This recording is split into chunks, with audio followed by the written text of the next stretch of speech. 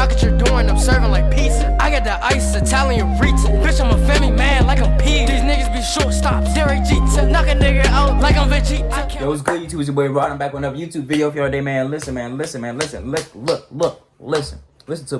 I'm telling y'all right now. I'm back with another video, man. Let's get it, man. I'm back with another video. I don't even know what the hell was funny right now, but hey, it's whatever. But look, I'm back with the American Revolution Oversimplified Part 2. You know what I'm saying? Shout out to my man, Dumb American. You requested the first. You requested it, and you shall receive. I already got the first part. You know what I'm saying? Done. We already got that out the way. Now we gotta tackle the second part, man. Now you shall receive. You shall receive. But hey, man, let me shoot. Before you get into this video, like, comment, subscribe, hit that bell for notifications. If you're not notified,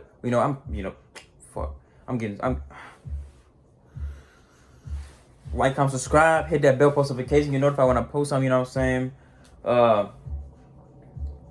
Find my IG and Snapchat and intro and outro. My IG down below in the description along this original video. So go show Oversimplified some love, but I needed some more. You know what I'm saying? I need more love because I'm trying to bring this channel up. We trying to go up in the world. You know what I'm saying?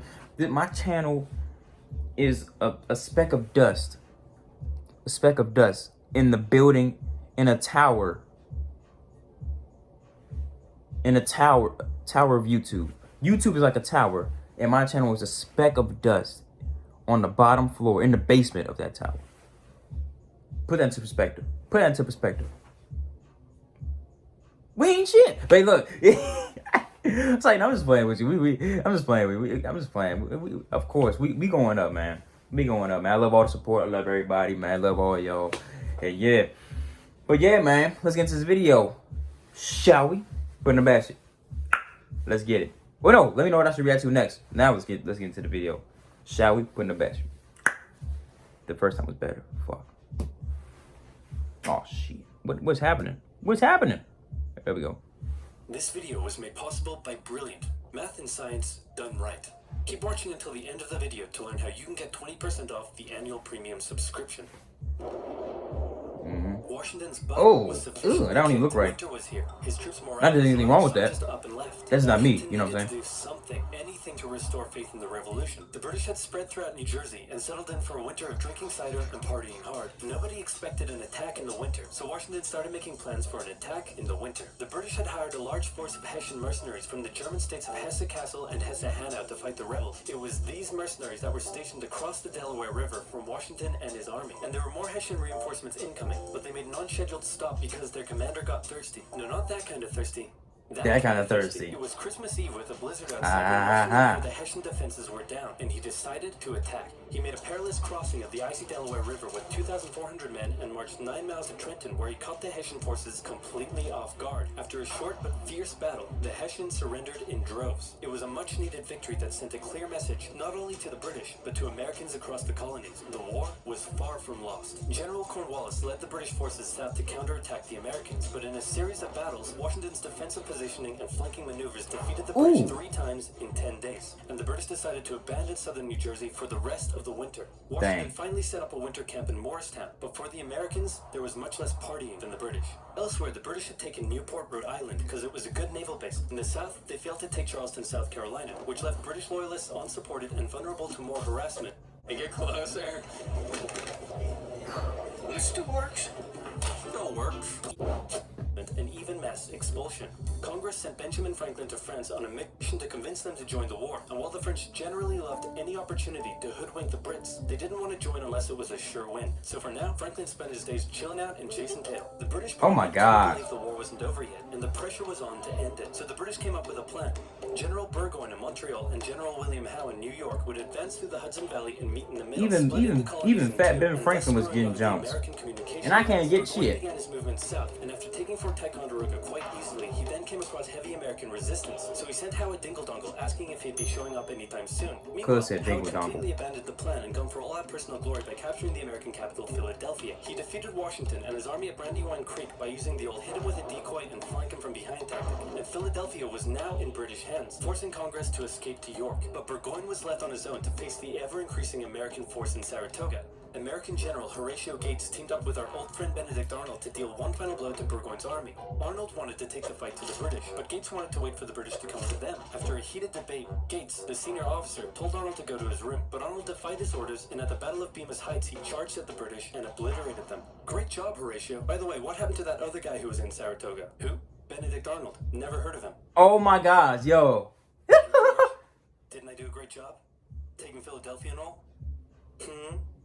Didn't I? You're fired. Both Burgoyne and Howe returned to Great Britain, leaving British generals... The king's a little salty. King George III is a little salty boy. A nasty turn, because with the victory at Saratoga, the French were finally ready to join the Americans. All right, Benny, we're in. Hey, isn't this kind of funny? You know, because you're a republic trying to overthrow an absolute monarchy, and I'm an absolute monarchy helping you? Like, could you imagine if your revolution inspired my people to revolt against me, and then they imprisoned me and all my family, and they chopped all of our heads off?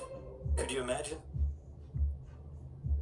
That's called foreshadowing. I can. Now in America, winter was here once again, which meant yet more disease, more starvation, and even a little mutiny. After losing Philadelphia, Washington's job was again on the line. But suddenly, a Persian guy with a very fancy name, hired by Benjamin Franklin, showed up out of nowhere and said, "Hey, I'm here to give your men a European military training." And train them he did. They learned how to shoot accurately, how to march in formation, where to poop and where not to, and strict punishments were handed out to any who didn't comply. They used to whip them, yo. Came out of the winter in 1778 and new and improved force. Cuz still fought it. Philadelphia back from the British. In the end, though, they didn't have to. With the French entry into the war, the British ordered General Clinton to evacuate Philadelphia and consolidate all of the British forces in New York. So Washington sent Benedict Arnold to reoccupy and secure the city as he pursued the British through New Jersey on land, eventually finding a good opportunity to attack at Monmouth Courthouse. The battle took place on a sweltering hot summer's day, and as many soldiers died from heat stroke as they did from battle. In the end, after some incompetence/borderline treason from Washington's second-in-command, it was a draw. And in this war, a draw is kind of a victory for the Americans.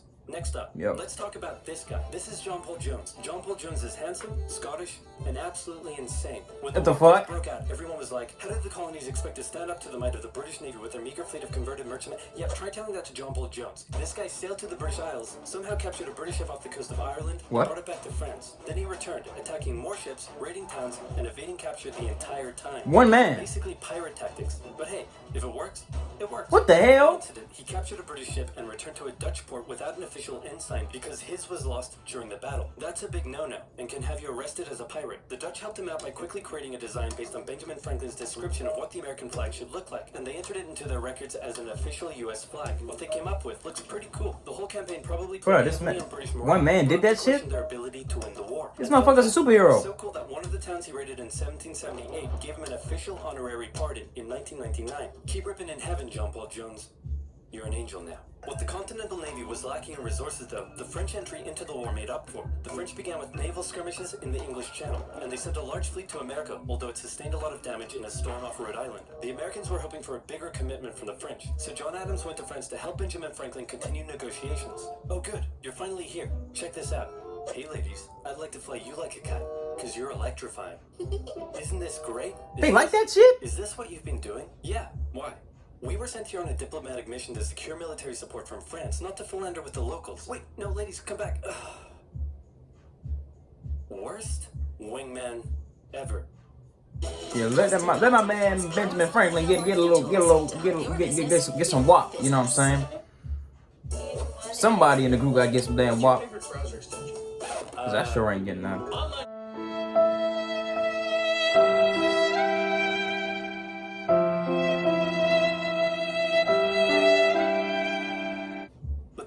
Would get some more help. The Dutch provided aid, although they never formed an official alliance. More significantly, though, the Spanish, who had already been providing aid, officially joined the war in June 1779. They would provide support in the Midwest and the Gulf Coast, campaigns that heavily impacted the Native American tribes in those areas. Both sides actually enlisted the help of Native American tribes throughout the war, sometimes even pitting those tribes against each other. In the summer of 1779, after a series of raids against the Americans by the Iroquois, Washington organized an expedition that burned down more than 40 villages, forcing the tribes to relocate to Canada for British protection. And another group that shouldn't go unmentioned were African Americans, both free and enslaved. They joined both sides of the war, hoping to gain their freedom. But afterwards, many were simply returned to slavery, particularly those who had fought for the Americans. Despite owning slaves himself, Jefferson had written a condemnation of slavery in the Declaration of Independence. But out of fear of offending the southern colonies, this was removed from the final draft. For the same reason, the American Army stopped enlisting African American men in 1775, a policy that Washington, a slave owner himself, supported, but they were forced to reverse the policy after the British promised freedom to any slaves who joined them. In general, you stood a better chance of gaining freedom if you fought for the British. However, even those that left with the British after the war suffered mistreatment and discrimination in their new lives outside of America. Our good friend Benedict Arnold is now in charge of Philadelphia, having a good time, partying down with and even marrying a member of the Philadelphia Peggy elite, Shippen. the same elite that had partied down with the British when they controlled the city. And suddenly, the people of Philadelphia, including the state governor, started accusing Arnold of having pro-British sentiments. To keep the people happy, Washington wrote a letter rebuking Arnold, calling his conduct imprudent and improper, and that was too many ouchies for Benedict Arnold to handle. He asked Washington to put him in charge of the fort at West Point. Then he contacted the British, offering to hand the plans of the fort over to them and join their side. Our good friend Benedict Arnold is our good friend no more. So that's why they call him. That's why they turncoat Benedict Arnold. That's why I get it now. I knew it was that he was gonna do it at some point. Most notably his raid of Richmond, Virginia in 1781. His betrayal shook George Washington, who had once again set up camp at Morristown. His leadership somehow held the Continental Army together through the harshest winter. Your shoes look delicious. Hey yo. And Parliament was hopping mad that the war still wasn't over. Ain't got no food. The British debt was soaring, and despite taking parts of Massachusetts in late 1779, the North was in a stalemate. So the British decided to make a major shift in strategy to the south, an economically rich area with a higher level of support for the British, or so the British thought. A year earlier, they had captured the underdefended city of Savannah, Georgia, easily, and a joint American-French counter-siege failed. Now, they laid siege to Charleston, South Carolina. It fell within months, with thousands of American troops surrendering to the British, a costly defeat. The British quickly moved to take control, and they sent stereotypical Hollywood villain with a British accent Bannister the Butcher Tarleton into the backcountry, where he hunted down rebels and destroyed them with ruthless brutality. The British presence also inspired local loyalist militias in the backcountry to rise up against their persecutors.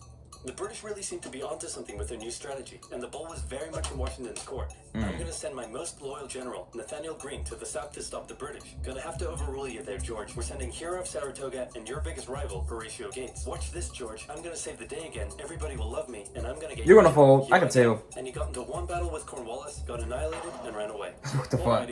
Let's go with your guy. Nathaniel Greene knew the British outnumbered his own forces and wouldn't be defeated with conventional tactics, so he had to think outside the box. He split his army into two, said, "Hey, big boy, look at me," and then they went running in two different directions. Cornwallis sent Tarleton after Morgan, and he caught up with him at Cowpens, where Morgan proceeded to kick Tarleton's butt. Then the two led Cornwallis on a wild chase through North Carolina, his bigger and better equipped army much heavier and slower than Greene's quick and mobile troops. Greene led Cornwallis further and further from his supply line, then crossed the Dan River into Virginia, picked up some reinforcements, and turned back to face the now exhausted British. And whooped their ass. Guilford Courthouse, the two sides engaged and chase them back down throughout whatever, South Carolina. Cutting down many of his own men. Greene retreated, giving Cornwallis the victory, but Cornwallis lost a quarter of his men in the fighting, so it felt much more like a British defeat. At this point, both sides desperately needed something to happen soon to end the fighting. The British were running out of money, while the Americans were again facing mutinies as the men went without pay or even basic living needs. Fortunately, the French were now showing up in greater numbers and were ready to fight. After his encounter with Greene, Cornwallis decided the only way to win the South was to first prevent the Southern Continental Army from using Virginia as a supply base. So he abandoned the Carolinas, moving to Wilmington and abandoned them? Hey, a position the British believed would be easy to supply and support. On his march so at least have some people there. Farms, stealing horses and supplies from the locals, but also freeing thousands of slaves, many of whom joined him. The French saw Cornwallis's new position as an opportunity to land a decisive blow on the British. Washington wanted to attack Clinton in New York, but the French said it was a really dumb idea. And to be fair, it was. Instead, Washington sent out fake dispatches to make it look like they would attack Clinton, but secretly their combined force marched all the way down to Virginia. A large French fleet under the command of Comte de Grasse arrived and successfully cleared the British Navy out of the Chesapeake Bay. The combined land and naval forces then laid siege to Cornwallis's army in Yorktown. The American and French forces tightened in around the city, raining artillery down on Cornwallis, who desperately appealed to Clinton for aid, but Clinton was unusually chilled out about the whole thing. Cornwallis Dallas held out Oh, for he didn't nearly give a damn. He had no choice but to surrender. Over 7,000 British troops were captured, a crushing defeat. And with that, Parliament had reached the end of its rope. The war just wasn't worth it, and it needed to end now. The British still held New Everyone's York, fired. Charleston, and Savannah, but fighting between the two sides mostly ceased as peace negotiations opened up in Paris. The resulting treaty in 1783 saw Great Britain remove its troops from American soil, recognize U.S. independence, and cede territory up to the Mississippi River. In return, the Americans agreed to pay any debt still owed to Britain and gave fair treatment to any colonists who had remained loyal to the crown. The Spanish got Florida, while the French got an economic crisis that led to a stone revolution. Washington retired to his home in Mount Vernon, wishing his men farewell by saying, "I most devoutly wish that your latter days may be as prosperous and happy as your former ones have been glorious and honorable." He hoped to live out the rest of his days in peace, but unfortunately for him, a number of people wanted him to be the first leader of the new country. And by a number of people, I mean literally everyone. The first election campaign in American history was basically a grassroots effort to convince Washington to accept the office. He was sworn in on April 30th, 1789, and he himself established many of the standards and limitations of what the American leader should be. First of all, there was debate on what he should be called. Is he a king? Is he a glorious leader? In the end, they went for a word that at the time was pretty modest. President, like the president of your local bowling club or office bake sale committee. He set up a cabinet of expert advisors, knowing that no president could know everything, no matter how much of a stable genius they claimed to be. He proposed major legislation to Congress and gave an annual State of the Union address to keep his own power in check. He stated that the U.S. should remain neutral in foreign conflicts, and in the end, he So much for that one, gave up his ayo. power after just 2 terms. Yeah. He could have made the presidency anything he wanted, but his careful and cautious actions helped set the precedent of an office that is powerful in its limitations, decisive through its diplomacy, and respected in its humility. And so the United States was born, and everything was perfect. It had no problems, not a single one. Certainly nothing that would, I don't know, cause such an extreme divide that it would lead to a civil war. Anyway, moving on. Quick quiz. Name the most American thing you can think of. Baseball? Bald Eagles? Calling the winner of an America-only sports tournament world champions? Or maybe math and science? Wait, I never thought of it like that. That's right. If you didn't know, science is as American as combining chicken with waffles. And don't just take my word for it. Ask Thomas Jefferson. Of course, to do that, you would need a time machine. And that would take some math and a lot of science. If you want to deeply understand math and science, say you want to calculate the age of the universe, take a crack at special relativity, or just train your critical thinking with some fun logic puzzles, then you've got to check out Brilliant. What is that? Okay. A whole host of Well, fascinating topics. that's the end of that video, man.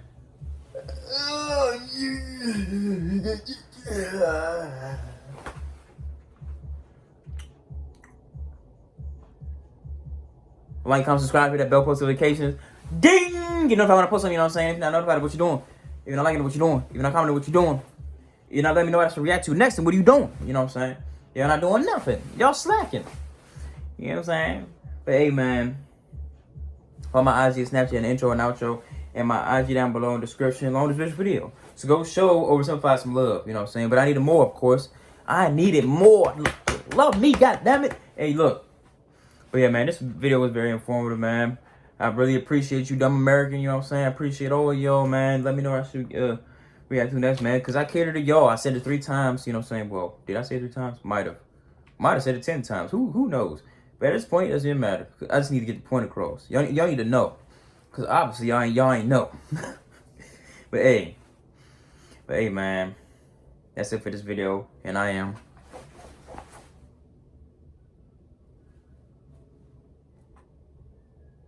gone.